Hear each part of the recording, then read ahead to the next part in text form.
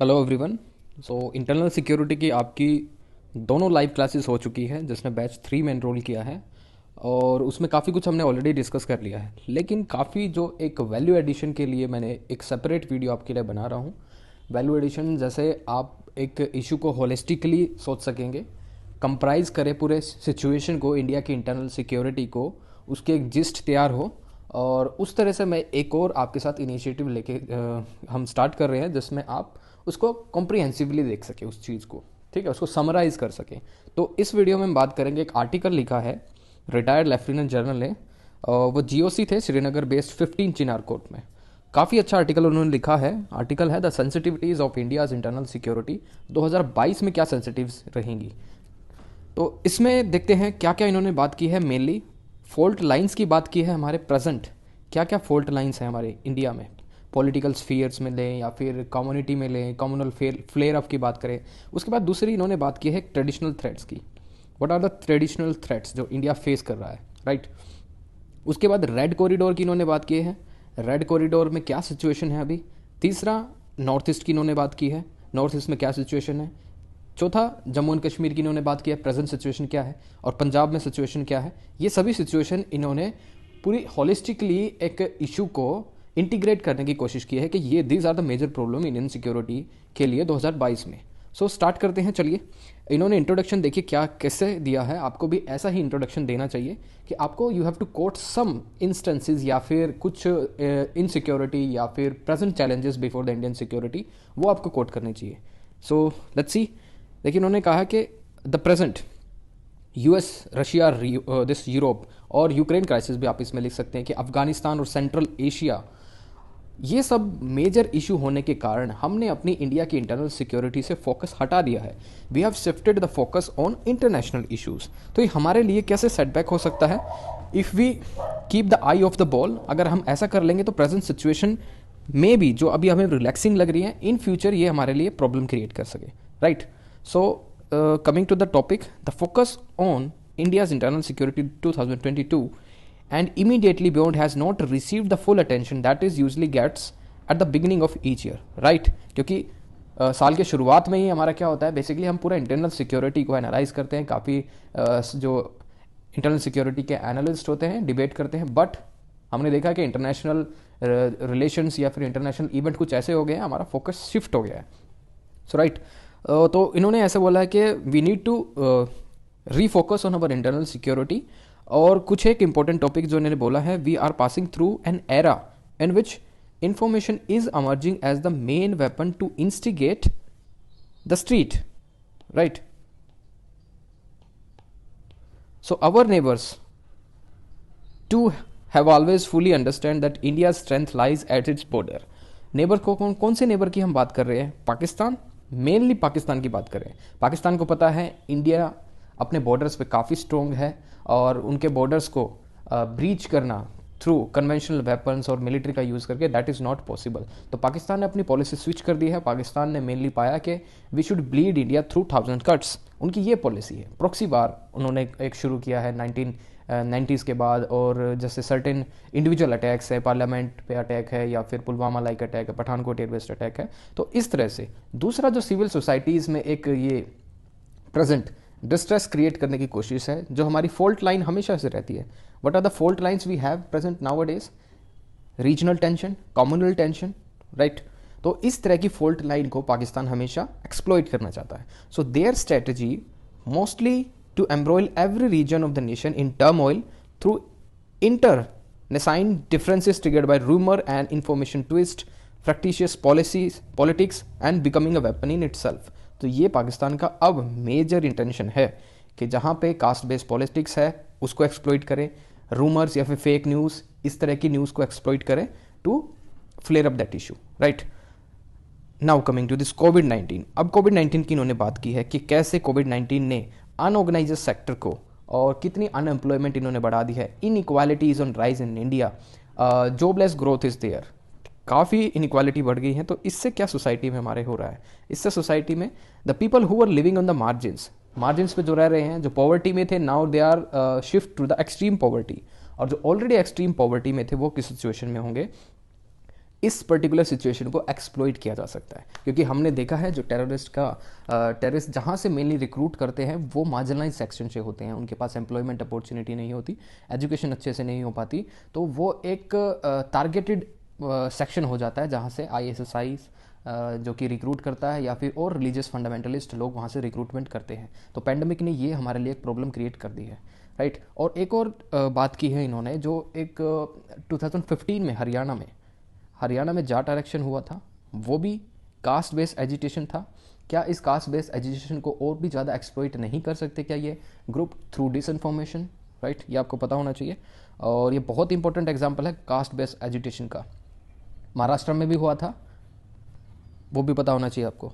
उसके बाद unpredictability in internal environment can spell havoc with networks far easier to establish. इनका कहना है कि अगर इंटरनल एनवायरनमेंट, जो हमारे इंटरनल फॉल्ट लाइन्स है, कास्ट बेस्ड टेंशन लगा लीजिए या फिर रिलीजियस टेंशन, कम्युनल टेंशन, उसको एक्सप्लॉइट किया जा सकता है because with the help of mass media, mass communication की हेल्प से, because the information is now very easier to establish and communicate faster, more reliable and instable, spread many times quicker. तो rumours बहुत ज़्यादा जल्दी spread हो सकते हैं।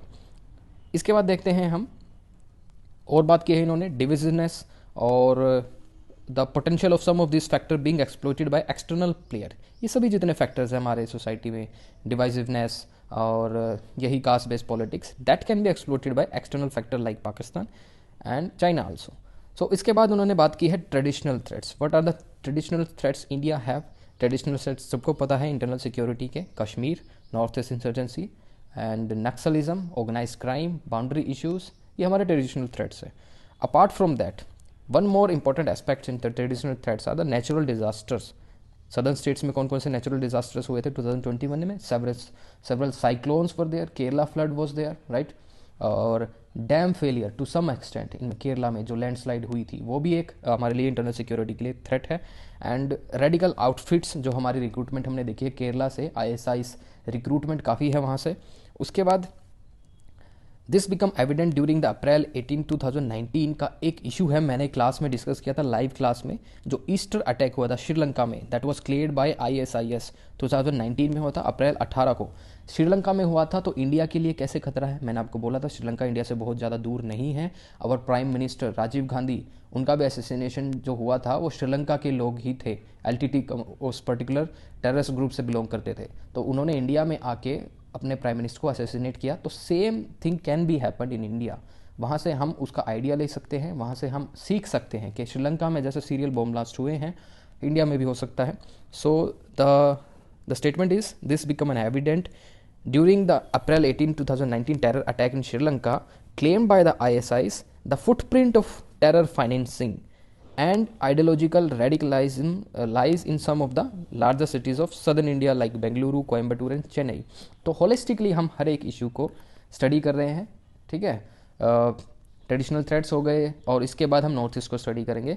उससे पहले देखे थे हम कम्युनल इंस्टिगेशन, ये भी हमारे लिए एक्सट्रीमली डेंजरस है। उसके बाद नॉर्थ ईस्ट देखे, नॉर्थ ईस्ट में नागालैंड, मणिपुर। नागालैंड किस किस को याद नहीं है? सभी को याद होगा। नागालैंड में अभी क्या हुआ था, एक किलिंग हुई थी, अराउंड 8 जो इनोसेंट सिविलियंस थे, due to some this failure of the operation intelligence, उसकी फेलियर से 8 सिविलियन मारे गए और सिचुएशन और फ्लेयर अप हुई तो some casualty was also there, 6 civilians उसके बाद और मारे गए due to some security scenario.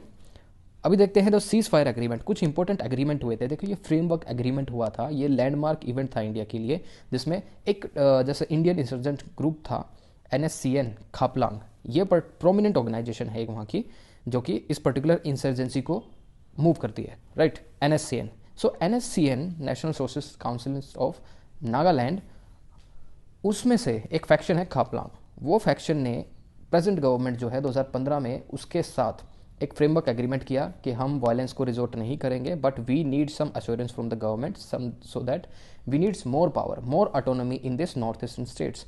तो इंडिया ने भी कहा yes, in with in the constitution framework हम जितनी हेल्प कर सकेंगे, जितनी ऑटोनॉमी आपको दे सकेंगे वो देंगे। बट जो RN रवि हमारे एक इंटरलॉक्यूटर अपॉइंट किए गए इस पर्टिकुलर प्रोसेस के लिए, और उनके बीच अभी अनबन हुई थी काफ़ी 2-3 महीने पहले, तो इन्होंने डिमांड भी की थी कि इस इंटरलॉक्यूटर को हटाया जाए, दूसरा इंटरलॉक्यूटर इसके बीच में लाया जाए। इनको बोलते हैं मीडिएटर, जो एक ग्रुप के बीच में और गवर्नमेंट के बीच में जो दोनों को सलाह कराता है, उसको बोलते हैं इंटरलोक्यूटर, राइट। तो फ्रेमवर्क एग्रीमेंट हुआ और इनकी डिमांड थी कि there should be A separate flag for the this Nagaland. तो इन्होंने इनकी डिमांड नहीं मानी, अभी तक ये इशू अनरिजोल्व है। तो किस तरह से ये जो नागालैंड की किलिंग हुई है, कैसे दोबारा से रीइंस्टेट कर सकती है इंसर्जेंसी को नॉर्थ ईस्ट में, क्योंकि ये एक बहुत ही पोटेंशियल इवेंट था। तो AFSPA security, sensitivity and the recent event of mistaken identity killing in Mon district in Nagaland but by a sub unit of army, जो 21 पैरा एसएफ थी उनके द्वारा हुआ था ये incident. AFSPA will now becoming a milestone at if it is removed or re-enacted for the northeast it will be a trigger demand। तो AFSPA को आप ज़्यादा एनफोर्स करने की बजाय आपको थोड़ा रिलैक्स करना होगा आफ्सपा को इन सर्टेन एरियाज जहाँ पे उसकी ज़रूरत नहीं है, राइट। उसके बाद हम देखेंगे there are some sporadic event which will act probably continue and it is important to ensure that external players do not attempt to cultivate influence. हमें अभी भी डर के नॉर्थ ईस्ट एरिया इंस्टेबल ना हो और चाइना उसको एक्सप्लॉइट ना करे, तो चाइना का रोल यहाँ पे बहुत इंपॉर्टेंट है। उसके बाद हम नक्सल पे आ जाते हैं, राइट।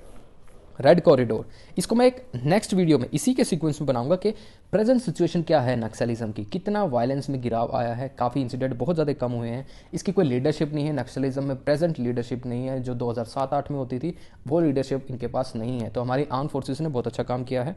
सो अभी देखेंगे, तो देयर एग्जिस्ट पॉकेट्स, कुछ पॉकेट्स ऐसे हैं जहाँ पे नक्सलिस्ट अभी भी हैं, but more of the naxalist are neutralize, और उन्होंने क्या है सरेंडर भी किया है। और एक स्कीम है जैसे surrender and rehabilitation this scheme, उसके अंडर जितने भी सरेंडर करना चाहते हैं, सरेंडर एंड एमनेस्टी स्कीम के अंडर वो आना चाहते हैं, तो उनको एक मौका दिया जाता है मेन स्ट्रीम में आने का। So naxalites leadership is not known to be an effective as in the past and arm forces ने बहुत अच्छा काम किया है। उसके बाद देखेंगे हम पंजाब किस तरह से हमारा एक हमारे लिए थ्रेट बन गया, क्योंकि Punjab is a border state, frontier state with the Pakistan. वहाँ से बहुत ज़्यादा इन्फ्लिटेशन होती है ड्रग्स की, ड्रोन्स की, और टनल के थ्रू भी इन्फ्लिटेटर्स आते हैं। और पंजाब के अंदर एक मेजर जो अटैक हुआ था वो था पठानकोट एयरबेस अटैक, बहुत इंपॉर्टेंट अटैक है, दिखाऊंगा। उसके बाद गुरदासपुर और वहाँ से जो एक गोल्डन टेम्पल या फिर टेम्पल गुरुद्वारा इस्टेब्लिश हुआ है जो कि पाकिस्तान में है, वो कॉरिडोर भी इंडिया के लिए कितना सेंसिटिव है, क्योंकि वहाँ से भी कुछ इंसर्जेंट्स या फिर पाकिस्तान एजेंट्स वहाँ से घुस सकते हैं। और इंसर्जेंसी को दोबारा, जो पंजाब मिलिटेंसी स्टार्ट हुई थी 1980s में, भिंदरवाला जब मारा गया था during this blue star operation carried out by the armed forces, तो वो भी दोबारा रिवाइवल हो सकता है, मे बी, दैट इज़ एक थ्रेट परसेप्शन है। तो ये देख सकते हैं। उसके बाद जम्मू एंड कश्मीर आते हैं। जम्मू एंड कश्मीर में हालांकि सिचुएशन बहुत ज़्यादा ग्रेव नहीं है, 370 हटाने के बाद भी हमें कुछ ऐसा फ्लेयर अप नहीं दिखा गया है।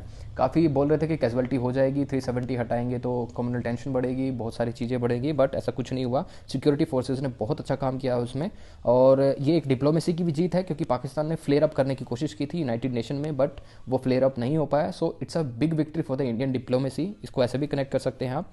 सो दूसरा, वहाँ से लोकल रिक्रूटमेंट की बात करें, the number of local youth recruited to terrorist rank and it awaits political activities, क्योंकि पॉलिटिकल एक्टिविटीज़ काफ़ी समय से वहाँ पे बंद हैं। तो हाउस अरेस्ट जैसी सिचुएशन थी, बहुत से जो पॉलिटिकल लीडर्स थे वो हाउस अरेस्ट थे, अब उनको हाउस अरेस्ट से बाहर निकाला गया है। तो हमें देखना है कि आने वाले टाइम पे किस तरह की पॉलिटिक्स वहाँ पे दिखती है। और अब देखेंगे कि हम वहाँ पे पुलवामा लाइक जो अटैक था, ये अटैक मैं हमेशा बोलता हूँ ये आपको लिखने चाहिए, because these are the watershed movement, यहीं से आपका पूरा गेम बदल जाता है। So this Pulwama are unlikely through Pakistan could be expected to take more risk, leave it. So Pulwama like attack important था। उसके बाद चाइनीज़ प्रेजेंस इन लद्दाख, एक तरफ से तो पाकिस्तान पुश कर रहा है, दूसरी तरफ से चाइना पुश कर रहा है लद्दाख में, तो इंडिया के लिए एक इंटरनल सिक्योरिटी या फिर एक्सटर्नल सिक्योरिटी दोनों की थ्रेट है, क्योंकि Sino Pak alliance is a threat to India security. एक ऑलरेडी एक क्वेश्चन पूछा जा चुका है आपके CFF एग्जाम में सीनो पाक अलायंस के ऊपर। सो ये कंक्लूजन इन्होंने लिखा है, the serious student of India's internal security challenges should mainly be looking at the unfolding social dynamics involving both the impact of pandemic and the effect of fractious political scene like hate speeches, divisive politics, populistic policies, ठीक है, politics, ये भी आप इसमें देख सकते हैं। So that has the potential to weaken the India's internal fabric. So इस वीडियो में इतना ही। उसके नेक्स्ट वीडियो हम बात करेंगे दूसरा, एक तो what is the present situation of Naxalism in India, उसके बाद the civil societies, how this alternate civil societies has become a threat to India's internal security. So thank you for watching.